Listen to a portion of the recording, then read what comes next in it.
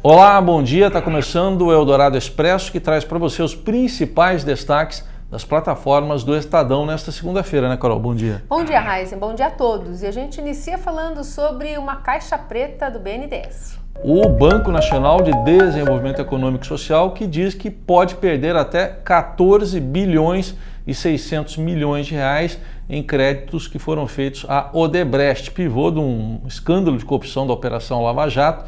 E esses empréstimos foram realizados principalmente entre 2003 e 2018, nos governos Lula, Dilma e Michel Temer. No total foram 51 bilhões e 300 milhões e esse total aí pode ser perdido pela própria situação da empresa que está em recuperação judicial. Desses 14 bi 600, 3 bilhões e 700 milhões de reais podem ser de perdas relativas a contratos feitos no exterior e boa parte desses recursos teve garantia do Tesouro Nacional, que pode significar então um prejuízo a mais para as contas públicas. Revelações foram feitas ao Estadão pelo presidente do banco, Gustavo Montesano.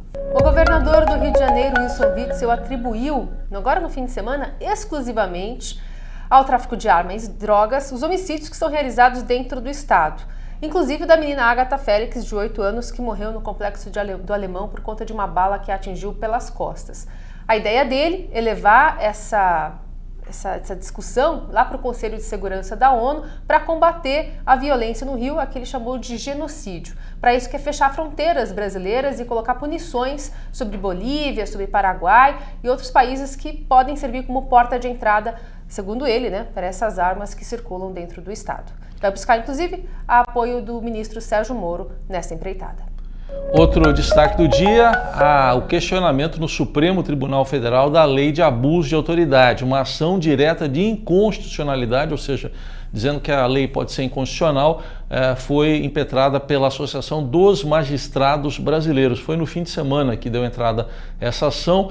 O Supremo ainda não definiu quem será o relator desse questionamento que é feito pela AMB, e com base nos principais pontos da Lei de Abuso de Autoridade, que acabou sendo promulgada pelo presidente Jair Bolsonaro no fim de semana, com os vetos que acabaram sendo derrubados, vetos dele que acabaram sendo derrubados pela Câmara e que prevaleceram. Segundo a AMB, a lei, do jeito que está, criminaliza a atividade de julgar e pode dificultar o combate à corrupção. A gente acompanha lá com a nossa reportagem toda a movimentação no Supremo em relação a esse questionamento dos magistrados brasileiros da Lei de Abuso de Autoridade. Ainda na parte do judiciário, a gente continua falando sobre uma expectativa sobre o futuro do ex-presidente Lula. Isso porque 15 procuradores da Força Tarefa da Lava Jato, incluindo Deltan Dallagnol, pediram a progressão do regime, para semiaberto do petista em relação ao caso do triplex do Guarujá. Mas para isso, ele vai precisar usar a tornozeleira eletrônica e pagar uma multa de 4 milhões de reais. A própria defesa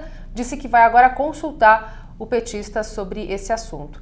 Ainda no Judiciário, no Supremo Tribunal Federal, tem uma decisão importante, a conclusão daquele processo que vai falar sobre a ordem dos delatores e delatados, nas alegações finais, e é a estreia de Augusto Aras, o novo Procurador-Geral da República, que participa dessa sessão inaugural. No futebol, destaque para a rodada do fim de semana do Campeonato Brasileiro, com muitos gols, mas também polêmicas, principalmente envolvendo o VAR, a arbitragem de vídeo, que acabou sendo acionada em algumas ocasiões, caso do jogo do Corinthians com o Vasco, Corinthians 1, Vasco 0, reclamações dos dois lados, e principalmente no empate 1-1 entre o Internacional e o Palmeiras lá no Beira-Rio, com o gol do Palmeiras sendo anulado e gerando protestos aí por parte da diretoria e também do técnico Mano Menezes. O Brasileirão, que tem o Flamengo na liderança com 49 pontos, o Palmeiras 46, o Santos deu uma subidinha, está com 41 e o Corinthians entrou no G4 com 38.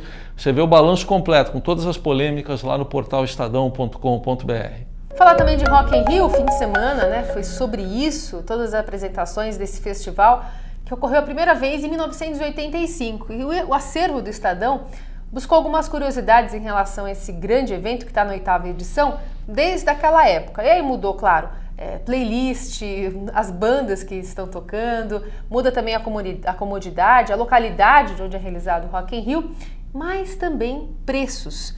Então, nesse levantamento que o Estadão Acervo fez, para você assistir um dia de festival, lá em 85, o preço equivalente hoje era R$ 145. As entradas deste ano, da edição de 2019, beiram os 525.